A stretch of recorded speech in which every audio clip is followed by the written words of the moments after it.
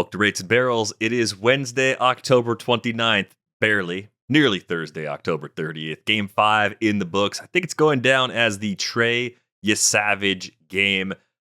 We talked a lot about it going into Wednesday night, and we had kind of a clear rule. You said if Trey Yesavage has the split back at 85, that is going to be a huge difference, and he had to command it too. And he ticked both of those boxes, and everything was working for Trey Yesavage, and was really one of the all-time best playoff performances for a rookie pitcher, but also one of the great historical World Series pitching performances too. Yeah, he was great. It wasn't quite, the entire velo back that he had early in his career, which is this year. He was backed up 84, but he did have a tick back. It had a tick less drop, and I think that was pretty important. He gets 12 strikeouts, no walks, 1 run in 7 innings. But I saw a couple of swings under the splitter, which is not what you typically get. And I think that's a seam-shifted wake thing. You get swings that are underneath sweepers, and this is basically a reverse sweeper. So that's why I thought it was important for him to not have so much drop. He's so high up. He wants a pitch that kind of stays up.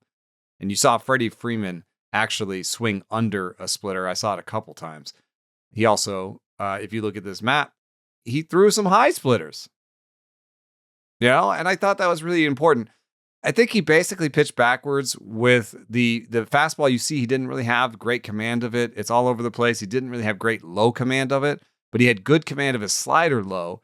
And so he used the slider low and high, the splitter low and high, and then the fastball, to blow it by people, to get strike threes, when he could afford not to maybe, spray it. Because he was spraying the fastball a little bit. This is not like, A+ command that you're looking at right now if you're looking on YouTube. But he did have really good command of the slider up and down and some high splitters that made people think twice about what pitch they were seeing. You notice that there's very few pitches missing off the plate there. That is one thing that in the first game, and even his second start against the Mariners, he was missing in and out more. And I think that is when it comes to ball to strike or getting guys to chase, he's never going to get chases like that because it's just obviously off the plate or on vertical. the plate. So he's such a vertical guy. He has to kind of just go up north south. Which is interesting though that you mentioned the splitter and getting way more arm side run, especially when it's up and guys swinging under it. If he's able to harness something like that, or have pull a Gausman and just have a seam shifter or something, or learn a weird little sweeper thing that stays a little more on plane. If he gets something that is a average on horizontal movement and stays on plane more with that arm slot, there's not a figuring him out moment at that point. You just have to guess. Right now you can guess this lane. When he does eventually struggle, guessing that lane will be what happens. They'll just assume they can eliminate in and out because they know it's going to be a ball or strike out of his hand. But so that kind of leaves one plane to worry about, and that's how they're going to pigeonhole him. The thing is, though, neither one of them and the Yankees and the Mariners, no one had seen him before. And it's one of those things you can look on paper and you can look at how stuff moves. It's just, we know what he's going to throw. It's just, can you identify it at all? And it just tunnels perfectly because he's throwing it out of his ear. So it's really hard to pick up on that stuff. And he had it dialed in. He was just throwing. When he needs a splitter, it's down below the zone. He got swings and misses all day. And it's so funny that his splitter was running so much that his slider that backs up was actually the splitter. It was having the depth and going down more. And it was, guys were reacting to it like it's a splitter, which is hilarious. I guess the slider is almost like a second changeup then. A little bit, yeah. But it spins actually, you watch it in slow motion, it spins like a cutter. Mm-hmm. So you're guys are it's not moving at all. It is. But it backs up a while and then it starts to move a little bit at the end. And that's just really hard to deal with. Oh yeah, especially righties. Movement. Throw out the movement chart. I mean, this is what you're talking about. I mean, you can kind of see they're actually very similar. The slider and the splitter are very similar in movement. the slider doesn't go as far arm side as the splitter. About 4 inches of difference on average, maybe, which is Yeah. one barrel. Yeah. But the other thing I see when I look at this is that there's a little bit of variation on that slider, a little bit more than the other pitches. Maybe I feel like I think so. I think when he throws glove side, it breaks a little bit more, and when he throws arm side, it backs up a little bit more. which sliders do, right? Yeah, but his is pretty pronounced because of how on top the ball he is. Like Yeah. the literal spin axis is different because of how his hand's positioned to aim it towards one side of the plate or the other. Yeah.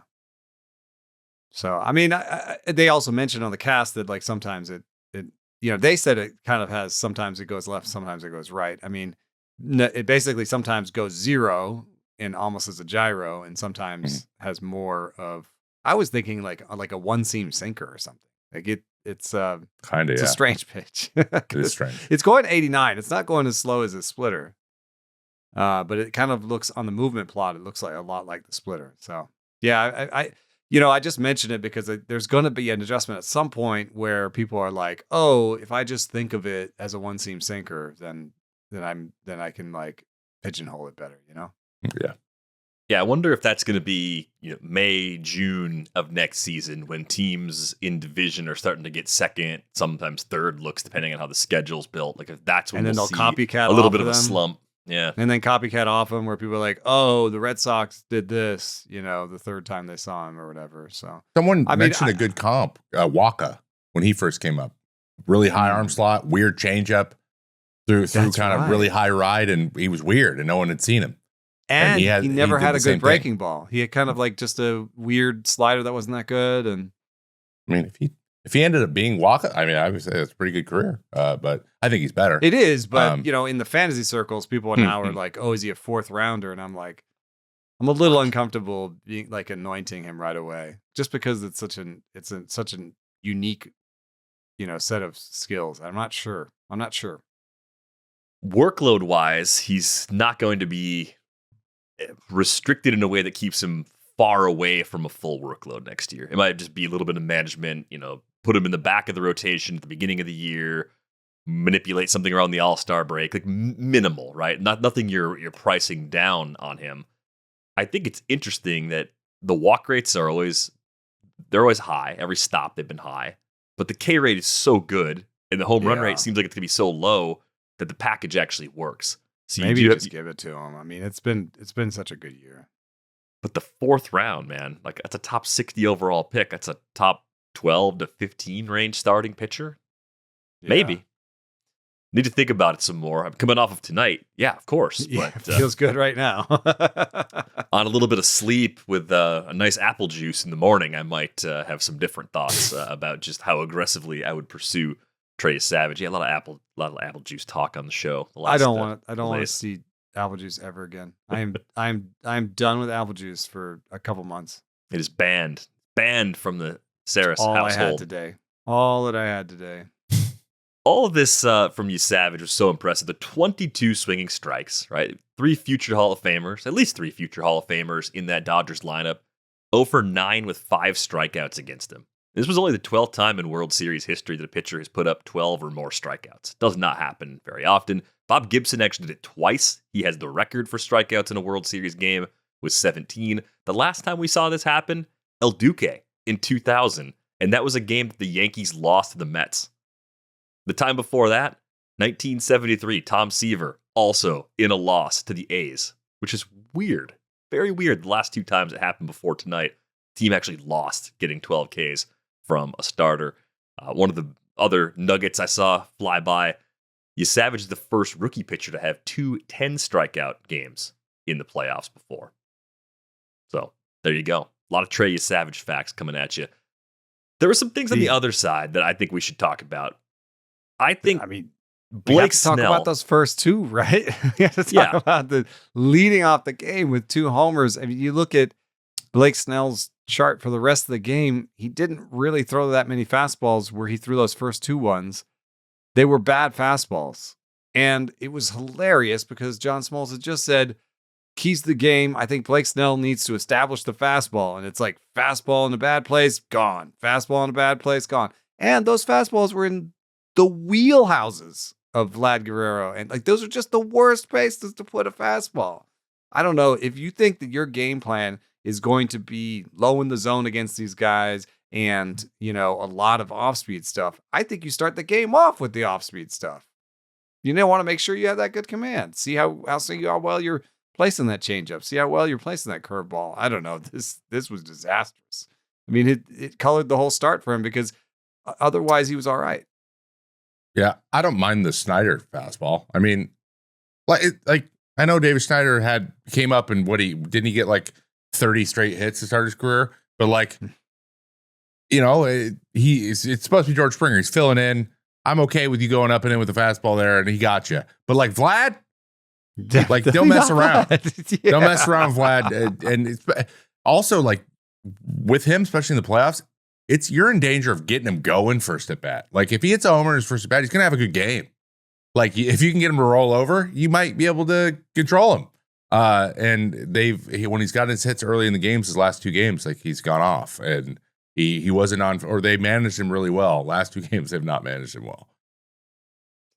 I think the splits for Davis Schneider are a little bit interesting, but the way people think about him as a player seems a little skewed from the reality for his career. He's a 217, 325, 411 guy. He's got a big barrel rate. We know he can pull the ball in the air. Like, it's not a bad player, but I mean, talk about just a matchup that goes amazingly right in the circumstances where you're like, well, we don't have Springer, so platoon guy against Snell. Here we go. And the best possible thing happens to start the game. To some extent, they also had Schneider up so far because they had a plan at some point to take him out. Yeah. Yeah. It's like trying to get as many at bats for Schneider against Snell because they figured that they would make a change there. But yeah, did Barger end up coming in later? Barger played. Or was he already in? Yeah. We were hoping. Been very good in the play. I don't think he's getting enough. He's not made a mistake. He is like 3 outfield assists. He plays third base. He's got a couple homers. He's got a bunch of singles. He's running. Him and Clement are just like a thorn. Like they're just always a problem. And we're constantly talking about all the other guys, but I'm like, they look dialed in. Like not a care in the world, especially Ernie Clement. He never looks bothered by anything. He's just, I'm playing ball wherever. Put me wherever. I'll catch. I don't care. I'll make contact with whatever you throw out there. Yeah. Up and down that Jays lineup, I mean, they were getting hard hit balls from everybody. Everybody that started the game other than Andres Jimenez had a hit. Everybody. And Jimenez at least got on base with a walk. That's how they did it. Just top to bottom, solid performance really again, which is just like the recipe that they had. Where I think things got goofy in this game was once again in Blake Snell's final inning. He couldn't finish the 7th. The Dodgers, in a game where they're only down 2 at home with 9 outs to burn, like still time to come back. This is a situation where if you've been watching the playoffs, we were all over Dan Wilson for not using Andres Munoz in a similar situation. How do you not throw Roki Sasaki or whoever your best reliever actually is right now? Like if you want to, because you can always throw Henriquez in the 9th if it doesn't work out. Just get there, give yourself the chance of keeping the game close. And instead, they go with Henriquez. Yeah, I know he had a couple scoreless innings in the marathon in Game 3. He wasn't even on the roster before the series. He can't possibly be your best option in that scenario. What if it's to limit looks, and so you don't give them a look at Sasaki in a game you're going to lose? You're down 2 at home with 9 outs to go. What are you punting for? Yeah, you can't punt. That's punting on the opponent's 40. I think it's pretty clear, guys. There's no one down there. No one. It's not like good. I'm like, I know Klein threw 2 days ago. Throw him back out. Like Circle of trust. They've allowed 13 inherited runners to score in this series. 13. Bad teammates, dude. And I played with Banda. He is roasted.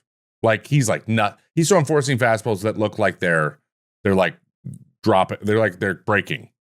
Like there's nothing behind him, and he's trying. I know he's trying, but he's throwing every day. Like he's like, it's just everyone's scoring. A guy comes in first and third, they both score. And this team's really good at that. But like, yeah, nobody's been able to strand anybody out there. And maybe they wasted all those, or used all those bullets up in the 18-inning game. Ooh, maybe. Bonda down 1.6 miles an hour on the season on the four seam, down an inch of IVB. Yeah, the inch. I dropping it. Like I can see it on TV, and guys are hitting it, squaring it up in ways that he's not. Like you can tell, he's like, "What is going on? What's happening?" That was exactly where I always throw it, but it just dropped a little bit more. Like Barger, I think, smoked a single. I know it took him deep in their place, but since they've been in LA, that he like hit a high heater through the 6 or for the 4 hole like at 108, and I was like. Also, Barger doesn't handle that pitch usually either. And it was 97. So I was like, what's going on? I went and looked, and it was down like 1.8 inches of ride. And so he just got a barrel on it. And that's the difference. It's just not. And we've been talking about Treinen's command is not there. He had an okay inning in this one when it was all, already done. But yeah. I mean, you maybe even put, Treinen over Enriquez. I don't know. Like Enriquez, he's untested. He has no command. That's the reason why he wasn't even on the World Series roster to begin. He was kind of a late replacement. So yeah, I don't know about that choice. That was a weird one for me. I mean, Kershaw instead. The problem was that it was Vlad. So it was going to be Kershaw against Vlad, which is not great. Not a great situation. So it's like high fastball lefty. Vlad, Bo, and Kirk, 3 righties all together. How you don't use Roki over Edgardo Henriquez in that spot is absolutely mind-blowing. It's an off day too. Yeah, with an off day also. It's a surrender. It's a terrible, terrible decision. Like, fine, you leave Snellen a little longer than you want to because you only have 1 or 2 guys you trust, but you at least use one of the 2 guys you trust when you do take Snell out of the game. Enriquez doesn't end up getting an out. It blows up. The game's now over, basically, after his inning. What did we think of the changes that the Dodgers made to the lineup? That we kind of called them. I mean, they said they were going to make changes, and you've been talking about Will Smith above Mookie Betts, and I talked about Alex Call for Andy Pages. Both those things were done. That's all they've got. Those are all the levers they have to pull in that lineup. And it, I mean, Will Smith smoked a ball and got a single. Shohei Ohtani smoked 2 balls and got nothing for it. Mookie Betts had 1 hard hit ball. All of the possible offense came from the bottom with Teoscar 2 hits and Enrique Hernandez hitting a homer. I'm not going to be reactionary and say, oh, Enrique Hernandez needs to hit 5th or 2nd or whatever. No. I think this is it. These guys need to produce, and it's a little bit weird that they've all gone cold at the same time. Mookie looks specifically like he's seeing pitches, and then he swings, and then he's like, "What is going on? Like, why did I foul that off? That was right down." He's missing fastballs right down the middle, and he every time he puts the ball in play, puts his head down, like, I don't know what's going on. Like, I don't know what's wrong with my swing, and he's just something's messed up. And he's off. Something's off, and he's not able to square it because he's seeing the same pitches. He's seeing a lot of hittable pitches. He's just mishitting them, and he looks really frustrated by it. Who's Freddie facing in the late part of this game, where he just got like 2 fastballs, like pretty much middle cut, and did nothing with it? I mean, Freddie Freeman, his last appearance against Trey Yesavage, he got 1 at the top of the black. And it was a called strike. And then he got 1 that should have been in his wheelhouse. It's slightly above the belt, down the middle, and it was foul.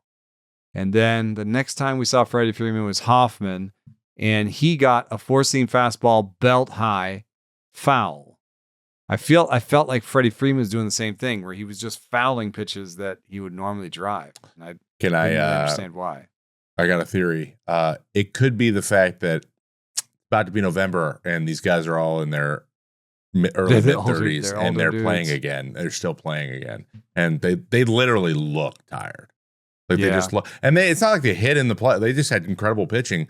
They hadn't scored that many runs in the playoffs up to this point. So they're just running into a team that if their pitching's not holding up, they have no bullpen, none. We've seen that, and their offense cannot hang with the spry Blue Jays offense right now. And I would said that going into I didn't think they would hang with them either. It's just whether or not that offense was going to show up in enough big games, because this is the way they're going to win the games. I didn't think that if the Blue Jays won, they weren't going to win in a save situation. They were going to win by 5, 6, 7, 8 runs every time they won. And it's just how many times do they do that? How it's worked out, yeah. Yeah, look, still 2 more games to go. If the Dodgers are going to find a way to extend it and then possibly winning Game 7, I didn't think the Jays could do it enough to win the series, even though they have a great lineup and have an approach that clearly works. But this has been really fun to watch play out, because all the assumptions we had been making about the Dodgers have started to break down just in the matter of days. The age factor, too, it came back into my mind when we were chatting in the Discord before the show, because you think about that 18-inning game in Game 3. And Sam Miller highlighted that. It's like the cruelty of that 18-inning game is that it was Game 3. It was the first of 3 in a row. Right. And it wasn't I wonder, Game 5, because you didn't get a day off after. I wonder how much the age of your roster matters when it comes to playing just a ridiculously long extra innings game. Will Smith isn't even that old, but he's a catcher. Will Smith looked dead in this game. Just nothing. Like nothing. And this left is the in game tank. where you move him up to second. Yeah, I mean, like I think the lineup tweaks are what they are. Like the bigger switch was not playing Pages, like we mentioned before. And if the Jays are going to pitch to Ohtani, then the switch doesn't make as much of an impact. It was, if they're willing to just keep walking Ohtani to face Mookie, punish them for that by putting the guy that you trust a little bit more right now behind Ohtani. That was my argument with it. As far as like the overall impact it makes, if they're just going to pitch to Ohtani, relatively small difference who hits second, who hits third. But I want to push back on the idea, though, that this offense is terrible. I mean, they're not terrible. They're not a terrible these offense. Playoffs, like going into this game, they had a 106 WRC plus. They were the second best offense in the playoffs. They had 243, 332 OBP, 414 slugging. I mean, it's not the slugging that you necessarily want, but it's 20 homers, 10% walk rate, 23% strikeout rate. Like, it's been all right. I think a lot of that, though, is Ohtani in certain games going off. And then it probably isn't a 106 WRC plus today, after this game. It's probably a little bit closer to league average.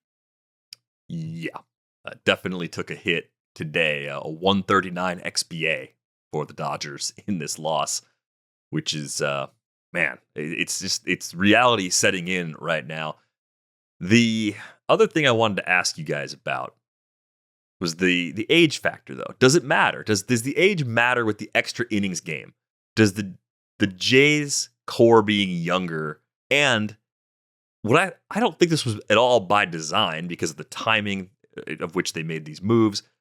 Thinking about even Alejandro Kirk, we said it coming out of Game 3. You pinch ran for him for Heineman. That came back to bite you because the game kept going for 5 more innings. You didn't know that at the time. You made the decision based on trying to play for 1 run and end the game.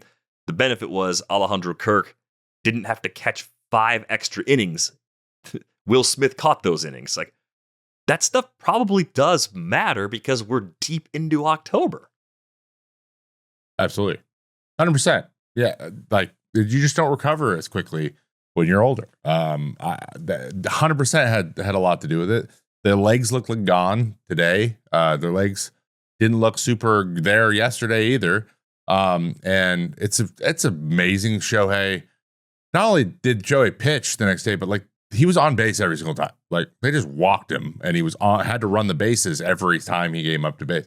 So like he was like, I would like to get out so I don't have to run this time or stand out there. So, and he still pitched well. Like he pitched fine, like good. It's just not, they just didn't have the offense. And I think it is hurting them. Having no legs now is, especially against, like we're talking about how the Dodgers offense is doing, they're fine. And I would give them a fine. I all my Mariners fans up here are like, I wish we would have won. I'm like, I got to be honest. The Dodgers wanted to play the Mariners because their offense is also sputtery like this too. And they would have had to just grind out games, and it was a better matchup. And the Blue Jays offense is just way better than everyone else in the playoffs. Just been way better, like not close. So if that's going to happen, you're not going to have your legs. You're not going to be able to score the runs that you're not necessarily tearing the cover off the ball or like stringing together these big crooked numbers. Like you're going to get hurt by the fatigue factor a little bit, and especially when you're a little older. And you won the World Series last year. Like there is something to only having 3 months of off season every year. The Astros will talk about that all the time. Like it's kind of exhausting playing on October 20th every single year. Sometimes like you just need a blow. So the difference in age is kind of funky. If you just, do the Fangraphs thing where you just like put age on there and line up. Yes, the Dodgers are the fourth oldest team, and it's an average age of 30. Toronto's the 10th oldest team with an average age of 29. That doesn't seem like a big difference, but then when you actually break it down by player, it's a really big difference. I mean, in terms of regulars, yeah, I mean, that is a position, but I think it is that. Okay. I think it is. It's George Springer being 35 and that bringing everybody else up, Taylor Heineman is 34. So those are two big numbers that pull everybody up. But in terms of regulars, who's over 30? Only George Springer. And he DHs. And he DHs. I guess you could call Lucas. Lucas is 30 now, but if we're talking over 30, it's only George Springer. If you want to say 30 and above, it's Nathan Lucas and George Springer. It's two guys out of their regular lineup. If you want to say 30 and above for the Dodgers, it's Ohtani, Betts, Freeman, Teoscar, Will Smith, Max Muncy, Tommy Edman, and Enrique Hernandez. And Kike's 34. Is that everybody? That's everybody. That's the only one who's not is Andy Pages, who they just took out and replaced with Alex Call, who's 30. So Alex Call's 30. Wow. 30. Yeah, he's been bouncing around. 30 is a big deal in aging when you're just looking at statistically, because you always have these peaks that people argue about. And statistically, we've gone through this and had arguments on, you did a GAM theory and I did a whatever. I don't even want to go into it, but the different sort of statistical theories on how to do this. And the first one came up with 26. The second one came up with 27. It seems like a dumb thing to argue about a ton, but let's say it's 26 to 27. Other people say 26 to 28. You know what's not peak age? 30.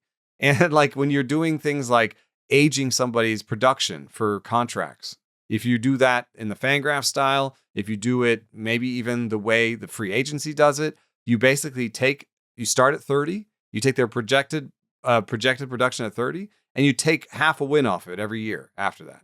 So you don't really start aging a guy until after 30, even if peak is 26, because it's 26 to 28, and it's kind of like this age range, and you don't want to start aging them too hard. But 30 is when you start aging a guy. So 30 is an interesting cutoff to use in the situation from a statistical standpoint, and not just from a how does my body feel standpoint, which I cede to you as having played in the game, but I think these things agree with each other. 30 is when things change a little bit. How much can you recover when the off day is a travel day from LA to Toronto? Like, how much can you get your legs back at this point in the season? Ooh, yeah, on a flight. Like, how good do you feel? How good can you feel on a flight? Yeah, does Will Smith get off the flight feeling worse? Yeah, you're gonna feel terrible when you get there, but then you get there. They're gonna definitely fly tonight. They're not gonna fly on an off day. Also from the time change, it does hurt to fly the other way more than it. Well, no, I think that's debatable. I think it's easier to sleep on a red eye going west to east, though. I think that's easier. Yeah. Are these comfortable? Yeah. Are you comfortable? Do you have like comfortable seats? Is it like everybody in first class basically? I would assume these two teams, definitely the Dodgers for sure. No, I would assume these both teams have one of those. Have what we called a show plane, where it's just they're all first class seating, but they're like lounging. You can like recline them a little bit. Yeah. They don't go fully flat, but you only need to fly like 50 people. So it's like a 747 that's flying 50 people. Yeah, yeah. It's the same size as a 747 or 737, and then it's only those seats. Like throughout the whole plane. It's a playoff. Sometimes in the playoffs they go, oh guys, we went to the other plane that's got the rows normally because we have way more people. And you're like, cool. Our plane sucks more now. Here you go. But most of the time, the players have the thing. They'll get them like, we need you guys to sleep. Like, this is the number one Yeah, thing, and because everyone it's else can 6'2" figure it out. person. I don't sleep on red eyes in the plebe class that I fly. I don't sleep. I can't I even don't get sleep straight. even. I don't even sleep in my bed barely. So like, yeah, I'm not a good yeah, sleeper. flights were not my thing. It was just like not going to happen. I was So just they're like, gonna I'm going to arrive do my feeling best. like there's gonna be at least 5 people on each plane that arrive tomorrow having not really slept and feeling like crap. Do they Yeah, just and go then home and sleep They'll during just the go day? home and sleep all as much as, or they'll get a long nap in, go to bed as early as you can, but they're going to be all nervous. So like, you just rest as much as you can. But I know a bunch of those guys will be sleeping, taking their nap at the field too before the game starts. You know, it's just like go out there and get them, guys. This is it. Like, it's really just that. Like, you There's kinda 2 more look around and days be left like, in the season. there's so, nothing like- really else to do. Sleep as much as you can. Right. Like there's nothing you're gonna learn in the cage. It's just do your best. I had a very odd thought that I threw at you in the form of a question this week, Trevor, and I saw the shots of the bullpen again today, and I just thought, why are the chairs in the Dodger Stadium bullpen just Costco folding chairs with Dodgers logos slapped on them? Why are they not actual comfortable seats? It looks like a bunch of people sitting in a garage while it's raining, just waiting for the rain to stop. That's what it looks like in there. It looks like it for the home team too. I can totally understand if the home bullpen was super comfortable, big bucket seats. And the visiting team and was visiting on the- ones, like, chairs are folded up over there. Open it up Here's some milk yourself. crates. Yeah. Yeah, it literally, like, sometimes some places you go, it's like you're grabbing a chair at an AA meeting. That's what it feels like. Yeah, But, that's the vibe I mean, they're trying I to think create. the to make you Dodgers, miserable. and I'm thinking back, I think they had like the Dodgers logo, but like they have those little pads on them, so they are those chairs. Mhm. But like they have the They have a little bit pad. of But then if those get wet, they're wet for a month. They don't dry. And then they have a bench too. So most guys are sitting on the wood bench. Super And then- smart. And then, you know, if you were in the Coliseum, there might be like an office chair out there or something, like just some random chair someone found and put it in the bullpen. And then you sit on it and it collapses. And you're like, oh, this is a This joke. happened. This happened. This is a joke, I 100%. I don't have, like some office chair company or a bucket chair company in my pocket or anything, but it does seem weird to me that you guys would sit on such terrible furniture.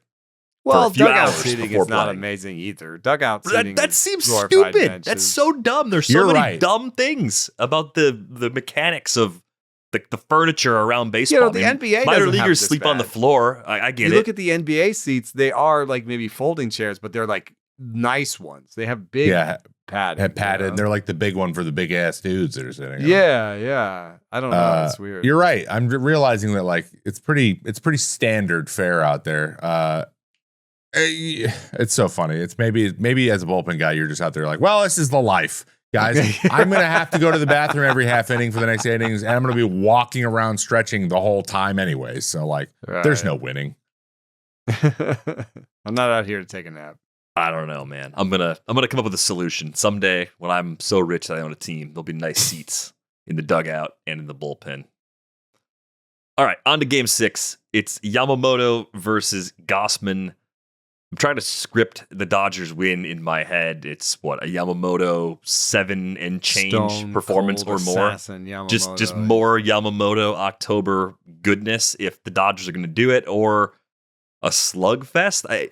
Everyone keeps saying the Dodgers offense is broken. I don't think that's their ideal script to win in, but I do think they're even with what we're saying about the age and how tired everyone looks. I'm with you, Trevor. I think Mookie Betts does look exhausted right now, especially at the plate. But I don't want to write off the possibility of them finding a way to put a 5 or a 6 spot on the board and have that be enough in a matchup like this, because I think 5 should be able to win it when you got Yamamoto going. So Yeah, I mean that's how they won games. They win like 5-1. Like they give him some cushion, and then he's just dialed in. They just what they're looking for is that like scoring 3 runs in a couple innings, or scoring 4 runs in a 2-run inning, like having the little reliever comes in and then getting to him for a minute after They need to Gausman comes out. relieve like- the pressure, right? Like right now, Yeah. they're all like, we can't find it. All of us. We can't score. We'll never score. But even the games they've won in the series, that's how they won them. And they need to do that. And they need to do it. They need to get Yamamoto that kind of feeling early in the game so that he can lock in. The crazy thing about his last 2 starts, and I know this is a true media stat. I didn't check the Fangraphs edge, but he had a 0.2 paint for the 2, which means his average location is 1/5 of an inch from the edge of the zone, which is, I think, perfect. I don't think there is a better number because you don't want 0 because some of those will be called balls. Like that is the best number you could possibly have where every single time that ball's caught, not swung at, it's a strike. It's going to be called a strike. They're not even going to get missed calls with that. And that is like perfectly around the zone. And then you go look at the heat maps and you're like, he throws 6 pitches. The most he's used is 31% in his splitter. And he's throwing that for strikes. He's throwing in every count. And he's throwing it all with that command. Like if he's doing that, like their offense is great. Like the Blue Jays offense is great. They were still putting fairly good swings on him. They were just like, it's just not the pitch we're swinging at. Like I'm swinging at a sinker and it's a cutter. I'm swinging at a curveball and it's a splitter. Oh, that's a high curveball for a strike. Oh no. Like he just he's throwing everything everywhere. So if he does that again, I don't care who your offense is. Like you might score a couple, you might get him for a solo shot, but you're probably not going to put up a 9 spot. So to get to him though, the Blue Jays probably are going to come out and say, we're going to be hyper aggressive, see if we can just jump on him. That hasn't worked onto him yet this playoffs. But if it doesn't, then we have to get him out of the game because they have nobody out. Nobody. It's pretty clear there's nobody. So it'll be like, yeah, we can't, we're going to say we can't go put up a 5 spot on him, but we can make him throw way more pitches than he wants to throw. And that'll be the way that we win this game. So that's what I'm expecting out of from him. But yeah, it's all on Yamamoto's Rookie might go 2 if Yamamoto goes 7. And the what I'm circling for this is I just have to circle the right-handed hitters on the Dodgers because Kevin Gausman has reverse splits. His best pitch is a splitter. I think the best chance for somebody is to be able to see that splitter coming in towards them a little bit as a righty and be able to spit on that and just wait for, a fastball. And it's unfortunate that the only real righty that has done some damage in this postseason has been Teoscar, but Will's had a big homer, so I'm circling those guys, and unfortunately I have to circle Mookie Betts too. Like if it is just singles that keep the line going, like that can be his role in this because he still makes contact, still has great bat to ball, but it's basically all the righties need to get together and do this one. I'm not saying that Ohtani won't do anything, but there's more righties and Gausman has those reverse splits. So that's where I'm looking. What if they would move Teoscar Hernandez up a little bit and drop Betts down as another possible lineup tweak for game 6? Would Edman continue to bat right-handed? I mean, I love seeing Edman bat right-handed against Yesavage. I thought that was a smart idea, and I might do that the same thing against Gausman. Yeah, I think he probably would. One thing though, the one guy for the Blue Jays who's gotten no run support is Kevin Gausman. He's the only guy pitching in the 6th every time it's 1-1 every game. So yeah, like see if they can score some runs for him this time. Because he's pitched really, really well. We're not talking about him because they just are never having the lead when he comes out of the game. I think that's why Yamamoto's curveball is so important because that's a better pitch, that's a better breaking ball than Gausman has. So anytime, maybe a right-hander wants to get comfortable against Yamamoto and see the split well, he's got the curveball too. The other thing that could change for the Jays side of this one, it sounded like in the in-game interview that John Schneider had, George Springer was improving enough to take swings, and the way he described it was that he was potentially available for an at-bat or 2 if they needed it, but they opened up enough of a lead in the 7th inning. There wasn't a point where they were like, let's bring in Springer for one swing. I think there was also something going around on the Canadian feed that if Bo was on base, they were going to pinch run Springer for him late. Oh, Springer had a helmet on. Yeah. So there you go. Springer had a helmet on and was walking around like during Bo's at bat in the 9th when the game was out of hand. Is it theater? Is it real? Yeah, maybe it's just a good acting job, but who would you rather have running full speed? The guy with the leg injury or the guy with the torso injury? Probably Probably the torso injury if those are my only two options. You mean we burned Miles Straw already? Dang it. It's too bad. He got in the game. He always does. He always finds a way. Anything else you could think of here for Game 6? I mean, I think the original prediction we had, we had Dodgers in 6. So an opportunity to waffle. Obviously, Dodgers in 6 isn't going to happen. But how do you see this one playing out? I think the Dodgers can take this one. I mean, Yamamoto's just so good. What happens in 7, though? Because we won't have a show before 7 either, will we? We could. Probably won't. We could. It's up to us. Who's going to pitch? Who's pitching in 7? Scherzer would start. Glasnow and Scherzer. Glasnow and Scherzer again. And then that's interesting. And Bieber and Ohtani. Oh, little piece of intrigue here. Bieber. Yeah, you go Bieber. You go Bieber at least for a couple innings. Like, couldn't go deep, right? Well, an interesting piece of intrigue from Andy McCullough on Ohtani is do you want him warming up to enter a game while he's DHing? Why don't you use an Ohtani opener? But who pitches then? Who's the bulk guy for the Dodgers? We've mentioned Scherzer and Bieber. Well, so producer Brian pointing out that Snell said after the game today, which he threw a ton of pitches, that he could was like pitch a career high in pitches. In a possible Game 7. I mean, that's what Gilbert was doing. He wasn't throwing bullpens. He's just pitching every 2 days off, pitch again. 2 days off, pitch again. Just do it. Yeah, but who's the Game 7 Saturday that goes there? Who would be it on normal res? What Dodger pitcher am I missing? Oh, you say Glasnow, so it would be Ohtani, Glasnow, Snell, Sasaki. Right. You could maybe say Ohtani for 2, and then Glasnow for 4 or 5, and then if you need Snell or Snell maybe for Sasaki, 1, maybe Yamamoto complete game again. Yamamoto throws in Game 6 and 7. That might get him the MVP over Ohtani. If Yamamoto throws 2 complete games in the World Series, 100%. He better get it. Yeah, and then they can be like, "Hey, he's also Japanese," and they'll love it. Yeah. They'll give us money, and then like, okay, cool, he's MVP. They'll check with Manfred and be like, yeah, this is okay. Can we? I mean, I'd prefer that Ohtani Yoshi this time, MVP, but Yoshi this time. All right. Well, so I think we're all kind of feeling Dodgers to get Game 6 and send it to 7, but 7 will be really interesting. I mean, you have Scherzer and Bieber and Yesavage again, and really quick too before we get out of here. Can we just give I'm just going to tip the cap a little bit to Bieber because he literally outpitched Ohtani and nobody really mentioned it. Like he threw really really well, and he is a good pitcher. I just think that he was just Tommy John for kind of a long time, so people just kind of assume he's also a small market guy. Before that, so it's he's got a Cy Young. But right. But someone we were on the radio. I think it was Duke Duquette. That you look like old Bieber, and he goes, "Just Bieber." He goes, "It's just Bieber," and I go, "Oh, he didn't like that," because Shane's like 32, 31, 30. Like, he's not that old. Nobody He's like, "Why does everyone think I'm washed? I just had Tommy John. Everyone has Tommy John." I've run into this with baseball players.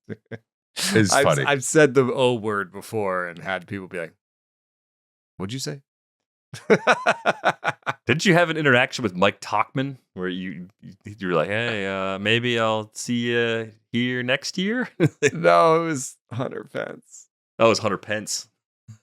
I gave him a hearty handshake and said, it was that year that he was bad in San Francisco and near the end of his career, it was the end of his contract, and I was like, "Man, it's been a pleasure talking to you. Just really thank you for all the interviews you've given me over the time." And he gave me that Hunter Pence wild-eyed stare and said, "Why, are you going somewhere?" And I was like, "Oh, well, I don't know. I'm based here, and Classic. You're a free agent. Might be somewhere else. You might choose to play your career. You might choose another to city. play somewhere else." And then he had that great year in Texas, and he got signed back by the Giants, and he's back like, good to see you again. Now I see him all the time too. He's like a broadcaster. Like, hey dude. You will bump into Hunter Pence for much rest of my longer life. than you think. Yeah.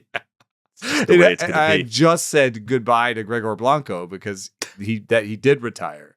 And so I think Hunter Pence even saw that and was like giving me the stare. And you give him the same speech that you gave Gregor Blanco. Oh man. Me and Gregor All right. Blanco are cool. All right. He knew what I was saying, and he's like, "Yeah, my career is over." All right. On that note, we're going to go. Join the Discord. We got I a thought chat Trevor going. had something left in him. I didn't give him the speech. You didn't? Yeah, I chose to surprise everybody. Yeah. Join the Discord. We got a game chat going in there every night for each of these remaining games. We will have a pod whenever this series comes to an end. So that will be either late Friday night or late Saturday night. Hopefully, Eno is available for that pod. We didn't talk about that previously. Bad planning If it on ends my late part. Friday night. That's Halloween. Might call me Saturday. What, are you going to have a lot of candy? You're just not going to be able to pod because you're going to be too busy eating candy? I got a 13-year-old and a 10-year-old. We're having people over. It's gonna be a whole thing. Oh, you're having a party. Yeah. Well, the series better go We are 7 too. then. Yeah, right. Do you hear that, guys? We want 7. We need Yeah. 7. Plus, Only that way- game 7 we just set up seems pretty epic. Yeah. I mean, all Should be a those good pitcher one. names that we put out there, plus the hitting. I mean, we need that. We deserve that. We deserve that. I don't want to be entitled, but we deserve a game 7. That's what I asked for at the beginning of the series. I wanted to have basically a series where we saw everything, every type of game, some low-scoring pitchers duels, a couple of slugfests. Wanted it to be a series that no team ever got up more than 2 games in, unless it ends So far, 4-2. so good. I So guess. far, yeah, ticking all the boxes. So thanks to our producer, Brian Smith, for putting this episode together. That's going to do it for this episode of Rates and Barrels. We are back with you this weekend. Thanks for listening.